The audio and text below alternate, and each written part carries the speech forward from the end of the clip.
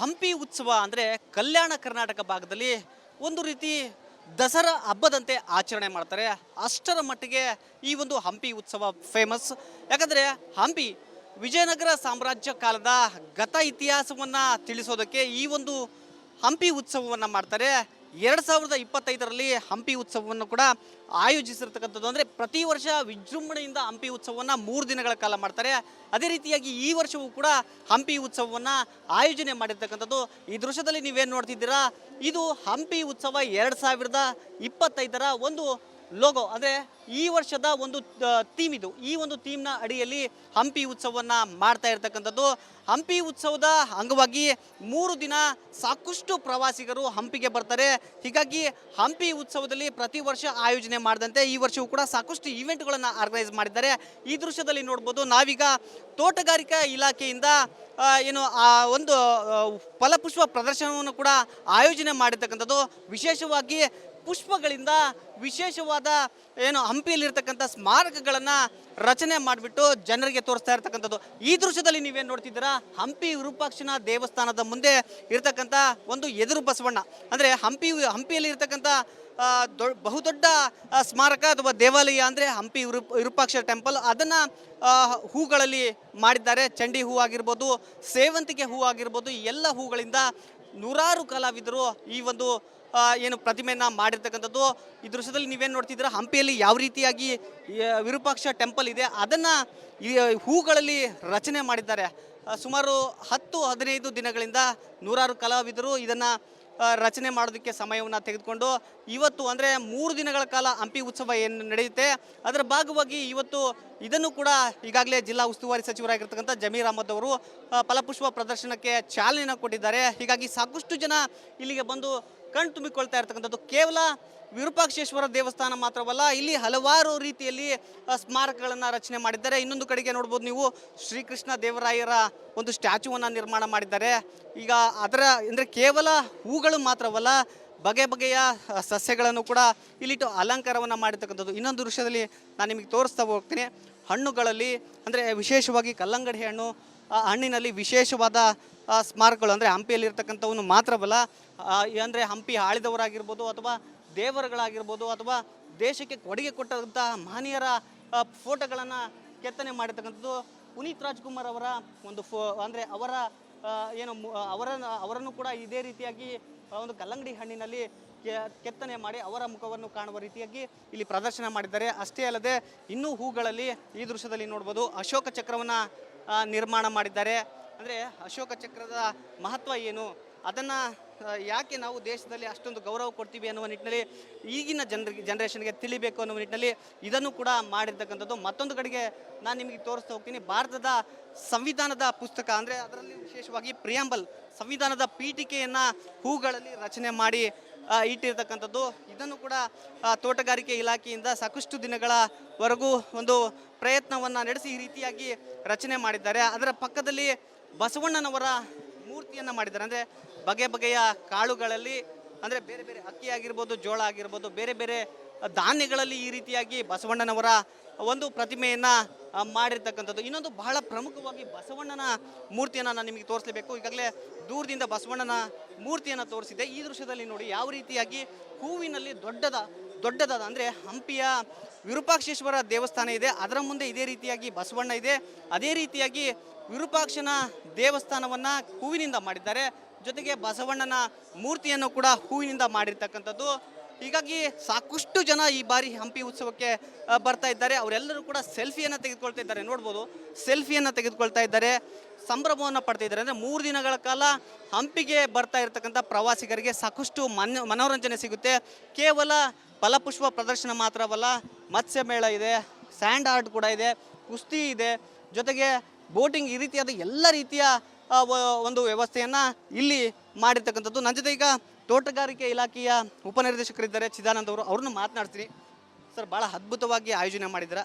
ಹೆಂಗಿದೆ ಸರ್ ಜನರ ರೆಸ್ಪಾನ್ಸು, ಮತ್ತು ಯಾವ ರೀತಿಯಾಗಿ ನೀವು ಇದಕ್ಕೆಲ್ಲ ಶ್ರಮ ವಹಿಸಿದ್ದೀರ?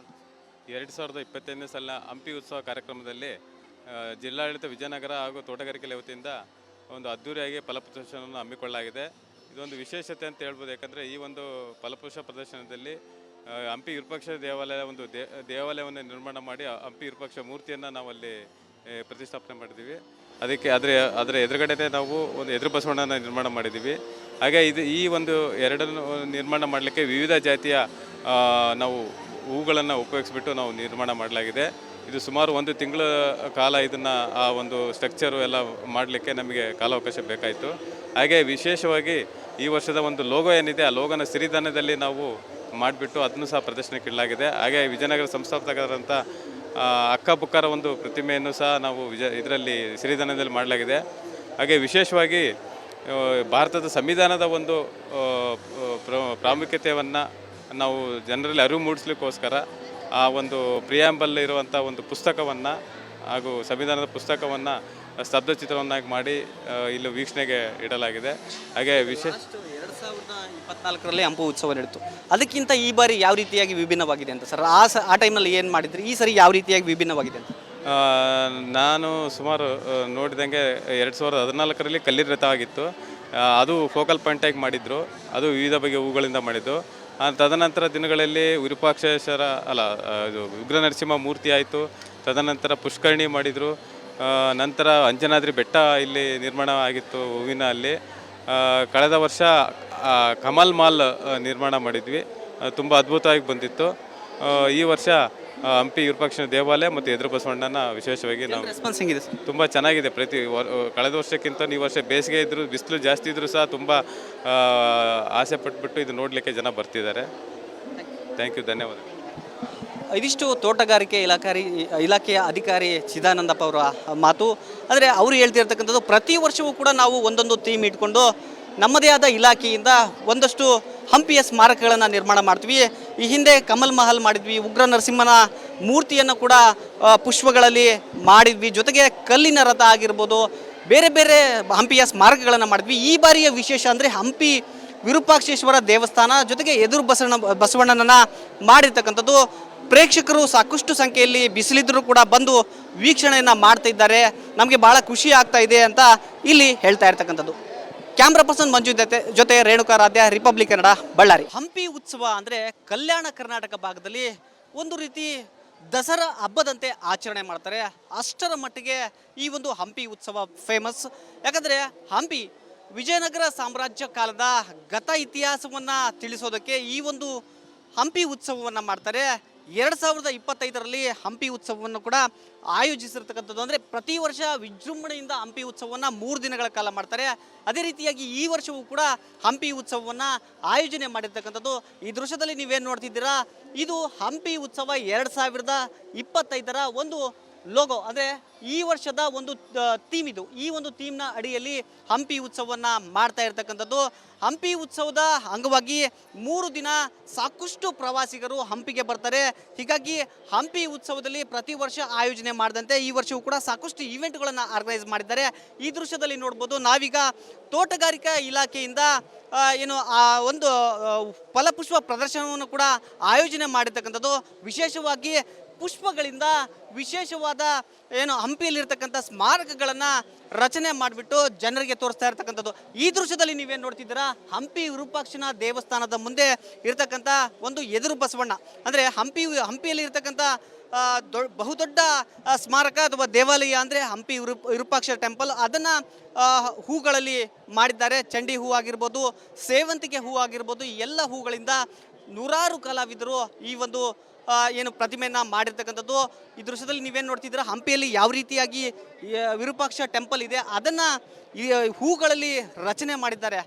ಸುಮಾರು 10-15 ದಿನಗಳಿಂದ ನೂರಾರು ಕಲಾವಿದರು ಇದನ್ನು ರಚನೆ ಮಾಡೋದಕ್ಕೆ ಸಮಯವನ್ನು ತೆಗೆದುಕೊಂಡು ಇವತ್ತು ಅಂದರೆ 3 ದಿನಗಳ ಕಾಲ ಹಂಪಿ ಉತ್ಸವ ಏನು ನಡೆಯುತ್ತೆ ಅದರ ಭಾಗವಾಗಿ ಇವತ್ತು ಇದನ್ನು ಕೂಡ ಈಗಾಗಲೇ ಜಿಲ್ಲಾ ಉಸ್ತುವಾರಿ ಸಚಿವರಾಗಿರ್ತಕ್ಕಂಥ ಜಮೀರ್ ಅಹಮದ್ ಅವರು ಫಲಪುಷ್ಪ ಪ್ರದರ್ಶನಕ್ಕೆ ಚಾಲನೆಯನ್ನು ಕೊಟ್ಟಿದ್ದಾರೆ. ಹೀಗಾಗಿ ಸಾಕಷ್ಟು ಜನ ಇಲ್ಲಿಗೆ ಬಂದು ಕಣ್ ತುಂಬಿಕೊಳ್ತಾ ಇರ್ತಕ್ಕಂಥದ್ದು. ಕೇವಲ ವಿರೂಪಾಕ್ಷೇಶ್ವರ ದೇವಸ್ಥಾನ ಮಾತ್ರವಲ್ಲ, ಇಲ್ಲಿ ಹಲವಾರು ರೀತಿಯಲ್ಲಿ ಸ್ಮಾರಕಗಳನ್ನು ರಚನೆ ಮಾಡಿದ್ದಾರೆ. ಇನ್ನೊಂದು ಕಡೆಗೆ ನೋಡ್ಬೋದು ನೀವು, ಶ್ರೀಕೃಷ್ಣ ದೇವರಾಯರ ಒಂದು ಸ್ಟ್ಯಾಚ್ಯೂವನ್ನು ನಿರ್ಮಾಣ ಮಾಡಿದ್ದಾರೆ.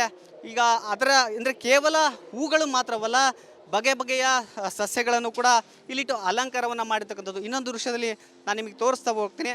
ಹಣ್ಣುಗಳಲ್ಲಿ ಅಂದರೆ ವಿಶೇಷವಾಗಿ ಕಲ್ಲಂಗಡಿ ಹಣ್ಣು, ಆ ಹಣ್ಣಿನಲ್ಲಿ ವಿಶೇಷವಾದ ಸ್ಮಾರಕಗಳು ಅಂದರೆ ಹಂಪಿಯಲ್ಲಿರ್ತಕ್ಕಂಥವನ್ನು ಮಾತ್ರವಲ್ಲ, ಅಂದರೆ ಹಂಪಿ ಆಳಿದವರಾಗಿರ್ಬೋದು ಅಥವಾ ದೇವರುಗಳಾಗಿರ್ಬೋದು ಅಥವಾ ದೇಶಕ್ಕೆ ಕೊಡುಗೆ ಕೊಟ್ಟಂಥ ಮಹನೀಯರ ಫೋಟೋಗಳನ್ನು ಕೆತ್ತನೆ ಮಾಡಿರ್ತಕ್ಕಂಥದ್ದು.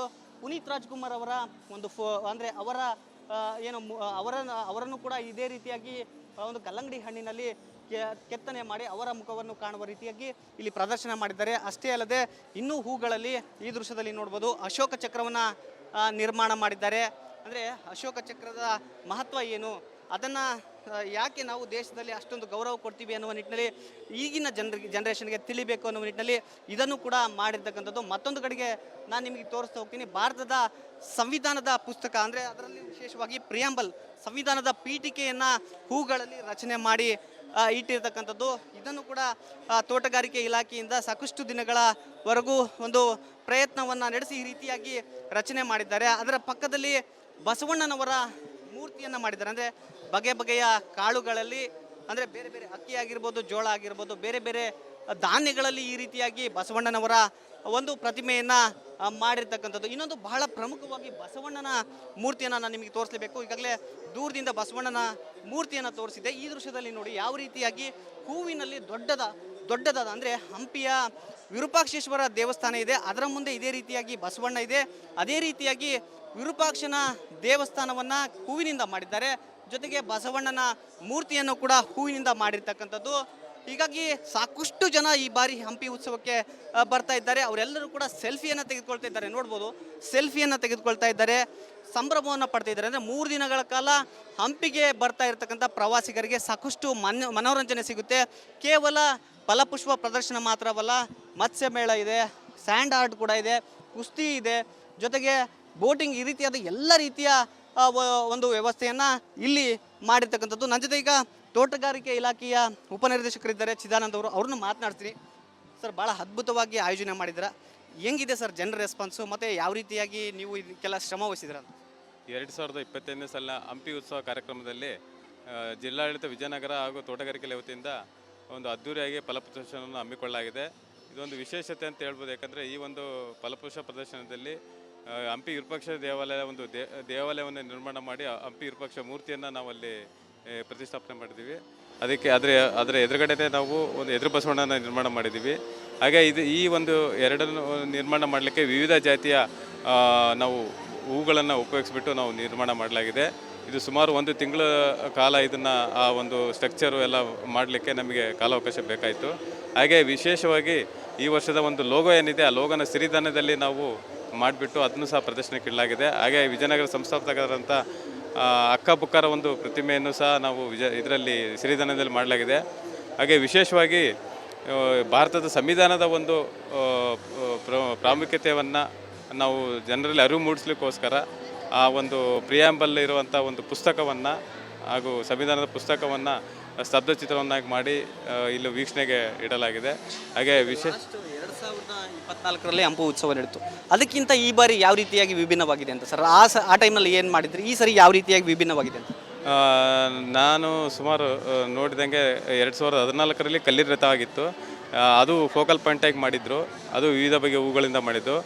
ತದನಂತರ ದಿನಗಳಲ್ಲಿ ವಿರೂಪಾಕ್ಷೇಶ್ವರ ಇದು ಉಗ್ರ ನರಸಿಂಹ ಮೂರ್ತಿ ಆಯಿತು. ತದನಂತರ ಪುಷ್ಕರಣಿ ಮಾಡಿದರು. ನಂತರ ಅಂಜನಾದ್ರಿ ಬೆಟ್ಟ ಇಲ್ಲಿ ನಿರ್ಮಾಣ ಆಗಿತ್ತು ಹೂವಿನ ಅಲ್ಲಿ. ಕಳೆದ ವರ್ಷ ಕಮಲ್ ಮಾಲ್ ನಿರ್ಮಾಣ ಮಾಡಿದ್ವಿ, ತುಂಬ ಅದ್ಭುತವಾಗಿ ಬಂದಿತ್ತು. ಈ ವರ್ಷ ಹಂಪಿ ವಿರೂಪಾಕ್ಷ ದೇವಾಲಯ ಮತ್ತು ಎದುರು ಬಸವಣ್ಣನ ವಿಶೇಷವಾಗಿ ನಾವು ರೆಸ್ಪಾನ್ಸ್ ಹೆಂಗಿದೆ ಸರ್? ತುಂಬ ಚೆನ್ನಾಗಿದೆ. ಕಳೆದ ವರ್ಷಕ್ಕಿಂತ ಈ ವರ್ಷ ಬೇಸಿಗೆ ಇದ್ದರೂ ಬಿಸಿಲು ಜಾಸ್ತಿ ಇದ್ದರೂ ಸಹ ತುಂಬ ಆಸೆ ಪಟ್ಬಿಟ್ಟು ಇದು ನೋಡಲಿಕ್ಕೆ ಜನ ಬರ್ತಿದ್ದಾರೆ. ಥ್ಯಾಂಕ್ ಯು, ಧನ್ಯವಾದಗಳು. ಇದಿಷ್ಟು ತೋಟಗಾರಿಕೆ ಇಲಾಖೆಯ ಅಧಿಕಾರಿ ಚಿದಾನಂದಪ್ಪ ಅವರ ಮಾತು. ಅಂದರೆ ಅವರು ಹೇಳ್ತಿರ್ತಕ್ಕಂಥದ್ದು, ಪ್ರತಿ ವರ್ಷವೂ ಕೂಡ ನಾವು ಒಂದೊಂದು ಥೀಮ್ ಇಟ್ಕೊಂಡು ನಮ್ಮದೇ ಆದ ಇಲಾಖೆಯಿಂದ ಒಂದಷ್ಟು ಹಂಪಿಯ ಸ್ಮಾರಕಗಳನ್ನು ನಿರ್ಮಾಣ ಮಾಡ್ತೀವಿ. ಈ ಹಿಂದೆ ಕಮಲ್ ಮಹಲ್ ಮಾಡಿದ್ವಿ, ಉಗ್ರ ನರಸಿಂಹನ ಮೂರ್ತಿಯನ್ನು ಕೂಡ ಪುಷ್ಪಗಳಲ್ಲಿ ಮಾಡಿದ್ವಿ, ಜೊತೆಗೆ ಕಲ್ಲಿನ ರಥ ಆಗಿರ್ಬೋದು, ಬೇರೆ ಬೇರೆ ಹಂಪಿಯ ಸ್ಮಾರಕಗಳನ್ನು ಮಾಡಿದ್ವಿ. ಈ ಬಾರಿಯ ವಿಶೇಷ ಅಂದರೆ ಹಂಪಿ ವಿರೂಪಾಕ್ಷೇಶ್ವರ ದೇವಸ್ಥಾನ ಜೊತೆಗೆ ಎದುರು ಬಸವಣ್ಣನನ್ನು ಮಾಡಿರ್ತಕ್ಕಂಥದ್ದು. ಪ್ರೇಕ್ಷಕರು ಸಾಕಷ್ಟು ಸಂಖ್ಯೆಯಲ್ಲಿ ಬಿಸಿಲಿದ್ದರೂ ಕೂಡ ಬಂದು ವೀಕ್ಷಣೆಯನ್ನು ಮಾಡ್ತಾ ಇದ್ದಾರೆ. ನಮಗೆ ಭಾಳ ಖುಷಿ ಆಗ್ತಾ ಇದೆ ಅಂತ ಇಲ್ಲಿ ಹೇಳ್ತಾ ಇರ್ತಕ್ಕಂಥದ್ದು. ಕ್ಯಾಮ್ರಾ ಪರ್ಸನ್ ಮಂಜು ಜೊತೆ ರೇಣುಕಾರಾಧ್ಯ, ರಿಪಬ್ಲಿಕ್ ಕನ್ನಡ, ಬಳ್ಳಾರಿ.